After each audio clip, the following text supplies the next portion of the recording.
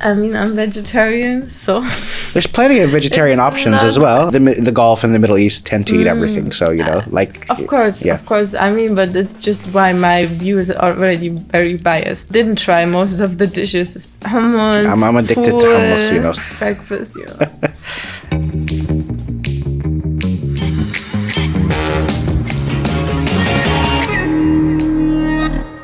Hello and welcome to Arab News, and we are coming to you from our studios in Riyadh. And with us today is a German hitchhiker who has been hitchhiking around the Middle East. We have Pia Budde.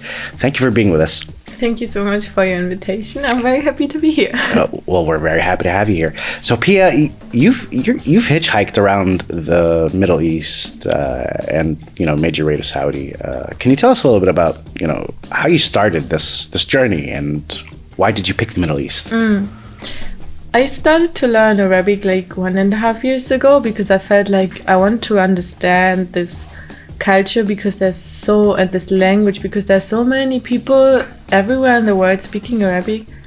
Like there's so many people, so I said I have to learn the language to understand them, because if you learn a language you also learn the culture behind these people. And after now 1.5 years of studying really hard, I said I have to go and to speak the language and to learn about the culture. So I said, okay, I want to go to Arabic-speaking countries. Okay. And the Middle East is kind of like, not all places are safe, but there's very safe places. So I said, okay, I want to go there, and I don't want to take the airplane because I don't want to, I want to prove people it's possible to travel without airplane, because the airplane is very bad for the environment, actually. So, and I believe if I travel without airplane, I see a lot of places, I meet a lot of people, and I learn so much about other things, not just the place I choose to go to, but also different places and different people. And that's why I'm here for, to learn about different lifestyles. So that's why I'm hitchhiking, to meet people and to go to all kinds of places, to meet all kinds of people and to practice my Arabic. Okay, so your curiosity of discovery for the region and the Arabic language was a pivotal factor to start this. And logistically, it must have been, you've traveled from Berlin to the Middle East. Yes. Yeah. So how did you map this route? Since you are going, by land and you're not going by an airplane or the most convenient way of travel in the modern days. Yes. I always think it's better to not make plans because they usually don't work out. I always say I go with the flow. If there's an opportunity, I take it. So my first thing was okay, I have to go to Istanbul from Berlin. So I was thinking maybe it will take me 1 week. And then 2.5 days later, I was in Istanbul. And I was like, well, this is going well. So I said, okay, this was the first step. Now I have to pass through Turkey. So I hitchhiked through Turkey, and I saw Turkey also. I enjoyed Turkey a lot. It was already a good experience. And then I thought, okay, where to go next? So I tried to find a boat to go to either Egypt or to go to Israel, because I thought maybe I can come to Jordan. Unfortunately, I couldn't find a boat, but I found there's a ferry to Cyprus. So I took the ferry to Cyprus. And from there, I had to take airplane because there's no other way nowadays to come to one of these countries. And I flew to Amman, and then I stayed in Jordan for 2 months. I just wanted to practice my Arabic. I said, okay, I have 4 to 5 months, and I will just enjoy the time how I like. And at some point, I felt okay, I want to go back also without airplane. And I was thinking, how can I manage this? So now I have a route, and I hope I will get all the visa. So if I do, I can go back without airplane. Okay, so it's a matter of minimizing your carbon footprint in terms of flying and seeing if you can find alternative means. And so it's not always walking. It's you've gotten in ferries. You've been offered rides from people in cars and everything. Yes. this was basically a whole trend for you, leaving Berlin all the way to Europe. Tell me a little bit about that experience exactly. I mean, it must, doing this and meeting people, in such intimate settings must give you a different perception than everybody else, because you are seeing different cultures. So I'm assuming, these kinds of trades vary from country to country and culture to culture. So can you give us a little bit of just how that experience was in your eyes? That's what I love about hitchhiking. You just stand at the road and you have no idea what kind of person will pick you up today. It can be anyone. And also I learn how to forget about my own stereotypes, because sometimes you will see people and you would not expect them to take hitchhikers, especially in Europe.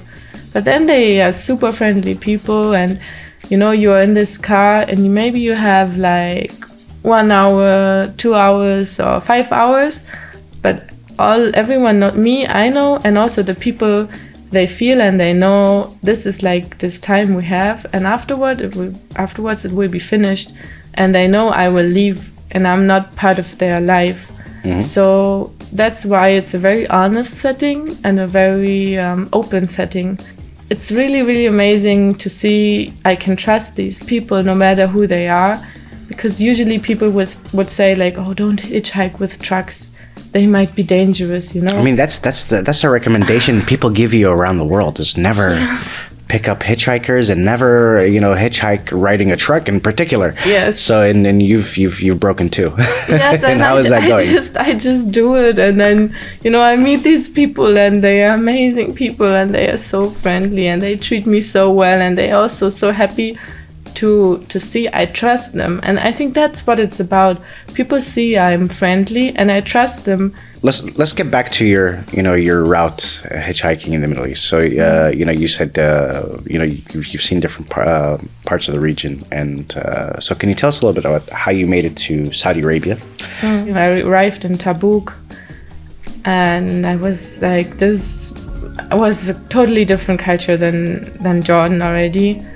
And I felt like, I have to cover myself. I didn't know how to behave, how people see me. Okay. And I felt like, okay, women and men is something different here. It's not like in Jordan. So I was hitchhiking all the western parts of the country, like all the cities from city to city. And I just saw every city is very different here.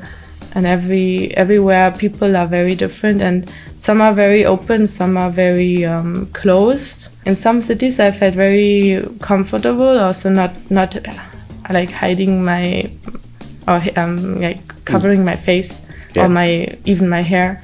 But in some cities also I felt the culture doesn't know girls like me being here alone, not covering. That people were very confused about what am I doing here, like, why is she here alone? They always think I have a problem. And that just breaks lots of, stereotypes as well. So what cities have you seen exactly so far in Saudi? From Tabuk, I went to Medina. Yeah. And I went to Kaust University to visit a friend. And then I went to Jeddah, to Al-Baha, to Jizan, to Kunfada. Yeah. And afterwards, I went to Abha. Abha? Yes. And then I came to Najran. Okay. And I came here to Riyadh. So you've seen a lot of Saudi. You've seen Jeddah. Jeddah is, the bride of the Red Sea. You were in the south, so you've seen the mountainous regions of the Kingdom of Saudi Arabia, and you're here in the capital of Riyadh. Yes. Would you say Saudi Arabia is a pretty diverse country? Totally. Feels like different countries between different cities. Distances are so far, so obviously, like if you have 2,000 kilometers between two cities, the culture will be very, very different. Okay. And also the language is different. Yeah, so because of the accents and tones. And it's one thing that not a lot of people, I think, notice about Saudi or the Middle East in general, is there's lots of subcultures. What impressions did you have in Germany, basically, before you came? What kind of perception were you absorbing or digesting, and how did it change? I didn't really know what to expect. and I've learned to try to not judge people from their culture, but now I feel like this hospitality is really true. You know, people are very, very hospitable and very, very friendly, and a lot of people just want to help you. Can you give me like little examples, basically, of just moments that you're like, you know, this is you know, this person is a very nice person. They're trying to help me, or you know, they're trying to, you know, accommodate my needs and make sure I'm comfortable. The video for you in social media in a truck with an Arab truck driver. Where was this truck driver from? And I noticed he had a smile on his face, and it was a very friendly conversation. Can you give us like just describe it a bit more for us, so we can experience it vicariously through your experience? This truck driver, I think it was in Jordan. I just joined his car, and from the first moment I felt so comfortable with him. Yeah. And I had conversations, you know, just ask the people anything. So we start talking about life, how I see life, how he sees it. And I like to talk with Arab people about how they see love and the conception, because they have this image about love. But then marriage or weddings are like a completely different thing. Truck drivers, they are on the road all day long, every day. Every day is the same, you know, they go from one place to another. They do this maybe since 3 years, since 10 years. Okay. And suddenly I'm in their car, you know, I have my guitar and I will sing songs for them, and they just enjoy being with me because I make their day special. And that's what it's about, also hitchhiking. People like it because everyone's like stuck in their daily routine. So where was this truck driver taking you, by the way? So you were saying you were going to Jordan. He was from Jordan. So this journey took you from Jordan to where? Actually, this was the day I was hitchhiking to Saudi Arabia. So I came from Aqaba, and he was taking me like maybe 2 hours from Aqaba to Man, from where I was taking another car, because he was going to Amman and I had to cross and go south. What kind of basically feeling do you get when you get these kind of sentiments from people? Actually, they totally made my day, because I was hitchhiking from. I came from Faristan Islands. I took the ferry in the morning to Jizan, and I wanted to go very far. The day was going like not too well. So. And I didn't know if I could actually finish the journey. And in the end, I didn't finish how I planned. And these guys, they passed and they stopped. And I talked to them, and he told me he's writing poems, and he was even telling me about his poems. And later on, he also sent me them like on WhatsApp. I was really surprised how beautiful they are. Oh, that's pretty interesting. I mean, so the poems that they sent you, I'm assuming they're Arabic poems or English? Yes, but he was translating them to me in English and in German. But I mean, I speak English, but the words he uses, I mean, I would love to understand them in Arabic, but no chance I do it by now. It's a challenge, and it's a very beautiful challenge, so very unexpected. That's pretty interesting. I mean, okay, so... you know, usually when one travels, there's two things that, or three, a lot of things that they take away, but it's mainly the people, culture, and my favorite, the food. So you've been to different parts of the Middle East and Saudi Arabia. What are your favorite dishes that you've tried so far? You know, I'm sure everybody has made you try their local cuisine or their local dishes. And okay, which food sticks out in your mind, by the way? I mean, I'm vegetarian, so... There's plenty of vegetarian options as well. I mean, there's plenty of meat options. I'm not going to deny that. But, you know, it was, the Gulf and the Middle East tend to eat everything. So, you know, like... Of course. I mean, but it's just why my views are already very biased. Because I didn't try most of the dishes, especially in Saudi, because they're all with meat. Okay. Actually, I really like Lebanese cuisine. So they have like tabbouleh everywhere. They have all these hummus. I'm addicted to hummus, you know, so I can eat that all the time. I love this breakfast, you know. And falafel. Yeah. To have this breakfast, I think that's the things I like the most. Okay, that's pretty interesting. I mean, but there is some, lots of vegetarian Saudi dishes that you should try before you leave. A lot of them are, vegetable stews that are very nice. What did, your, I guess, friends and family think about your idea of hitchhiking across the Middle East? Like, what perception did they have? Everyone thinks I'm crazy. Yes, but people actually appreciate what I'm doing. And I mean, the first times I was hitchhiking, people were very scared, especially my family. They're like, no, don't hitchhike. It's I will pay your train. I will pay your bus. I'm like, no, I don't hitchhike because I want to save money. Of course, it's nice. I don't have to pay. But that's not the reason, And I guess my family is already used to me going out and doing things that might be dangerous or they see as dangerous. And my friends, they all really appreciate it. They're like, wow, Pia, you're really brave. It's really nice what you're doing. I couldn't do it. When I left for this trip, everyone knew. They knew I was gonna do it, and they knew I can do it. Yeah. And they just tell me, like, take care of yourself, that's all they say. Okay. So you've hitchhiked different parts of the world. And before we started recording, I remember you told me you were also you hitchhiked in Japan as well. Mm-hmm. So how has your personal journey, your personal experiences hitchhiking changed the perception of those around you in Germany, for example? Because I'm sure... they are, when I guess they learn about a culture, they're going to see what the media is projecting and not what someone's personal experiences are. So how do you feel that what you've done has shifted the perceptions of those around you? I mean, I can only talk for what I feel. I don't know how they truly think. I guess a lot of people are very inspired because also many people tell me like, wow, Pia, it's amazing to see what you're doing, and I feel like I want to travel as well, but people wouldn't do hitchhiking. Oh, not. I mean, some people are open to it. I also introduced some people to hitchhiking, so they will be like, okay, I want to try because I saw what you're doing and I would like to know what it's like. But at least also for learning the language, for example, like people were like, no, it's impossible to learn Arabic in 1 year. And now I'm here and everyone will be like, wow. It's actually possible, you can do it if you want. So in a way, I open people, I inspire them a lot, I guess. And how is your Arabic right now?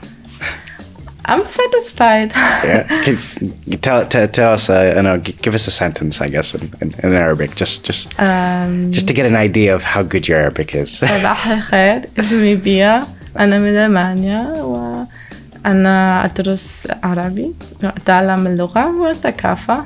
أيوة. وأنا جيت هنا عشان بدي أتعلم كثير وأعترف باللغة وأتعلم كل شيء هنا. You're very fluent. I think you speak Arabic better than me.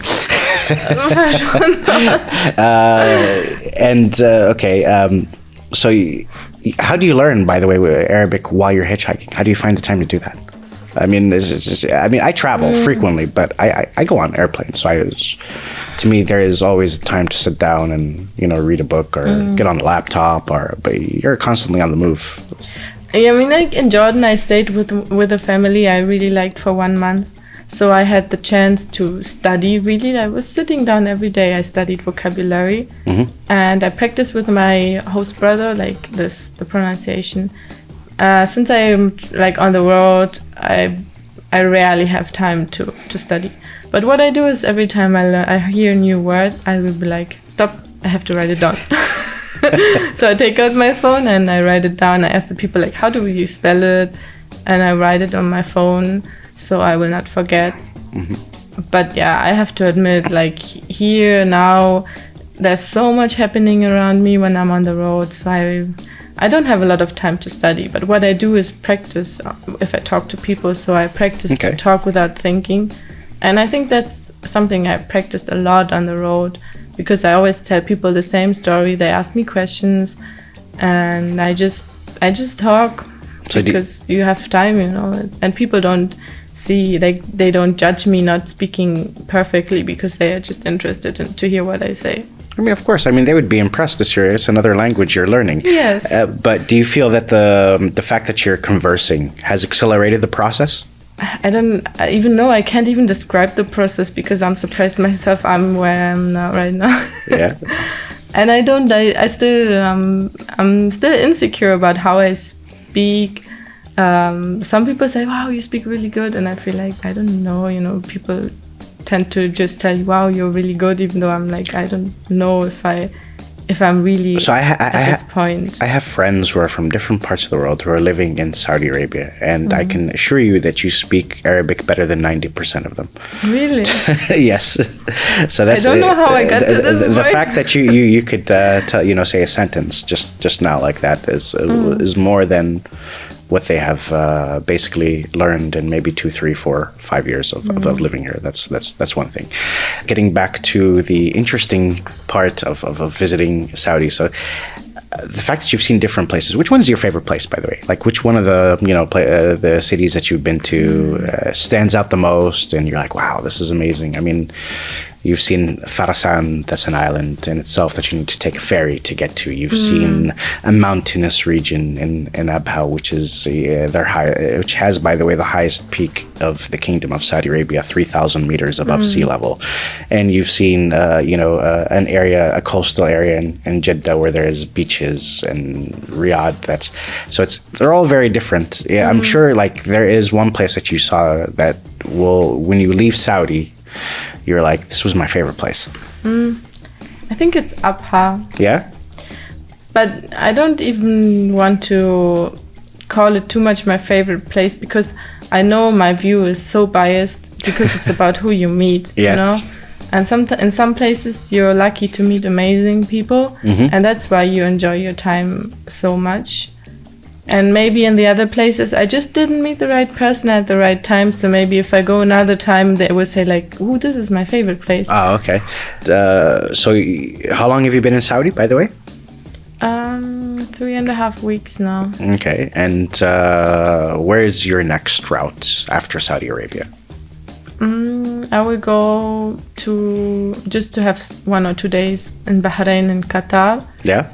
And then I want to go to Emirates. Okay. I want to go to Oman. And since I want to go back to Germany, I want to take the ferry to Iran and then go from there to Turkey. All right. And from Turkey, I can hitchhike back to Germany. Okay. And your first route will be Bahrain? Mm-hmm. And how do you intend on, by going by car from Riyadh to Bahrain, or will you take an airplane, or... Of course, I will not take airplane, but actually, I wanted to hitchhike for sure, but since I didn't sleep a lot today, and I was thinking maybe it would be also cool to take the train. Okay. Because I didn't take a train yet on this travel.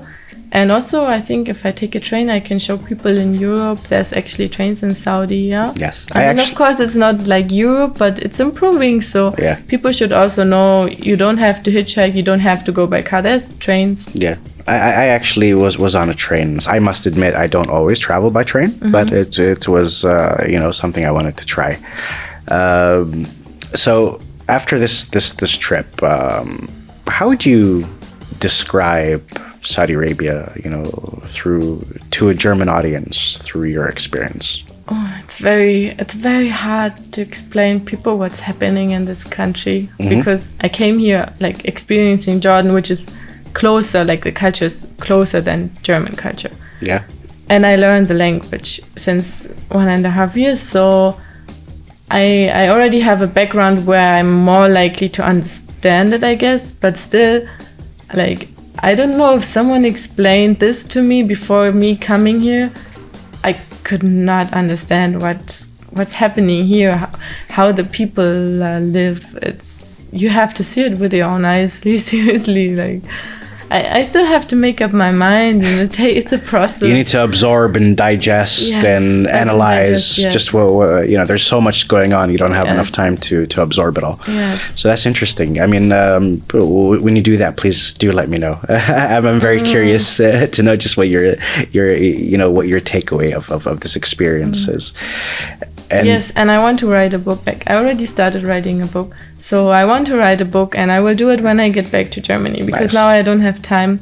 So I hopefully in those days I will remember everything. I will have the time to rethink everything, Okay. write it down, and hopefully after this I can give a message. But right now all I can say is like, this country is very different to all I knew before, and people should come and they should see it with their own eyes and experience it, because many people talk about Saudi Arabia, but what the media says is not true. I mean, that's the same thing for all countries and all places. Correct. That's also what I tell people here. Like, they have this image about Europe, and it's totally not the truth.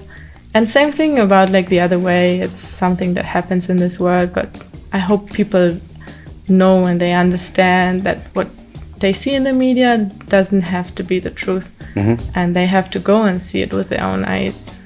So why start posting on social media? I mean, you've done hitchhiking. You've been hitchhiking, in different places, and you weren't really vocal about it or visual about it on social media. What makes this trip different?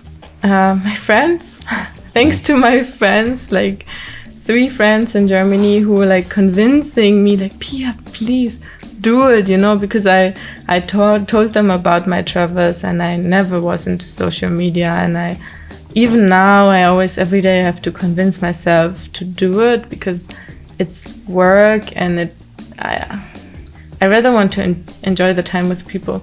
Yeah. But I realized I have a message in this world, and I want to reach people, and social media is good for that. Yeah. And also I realized my friends, even though I tell them, they can't imagine what it really is. And I met all these people hitchhiking, and I wanted to give names and faces to my friends and to the world, to see the world is not just dangerous and the people are nice, and they will see them. So I wanted to go and tell the world about my experience and how I see it, and actually it's working like this. It's not just something I tell, like they can see it with their eyes if they see the videos. And this is where social media comes and changes these perceptions Yes. through individuals like you. I just want to show everything how it seems to me. I don't want to hide things, and I don't want to change ways or put filters on my photos, because no, I don't do it. I just show the people how they are, and I show myself how I am here.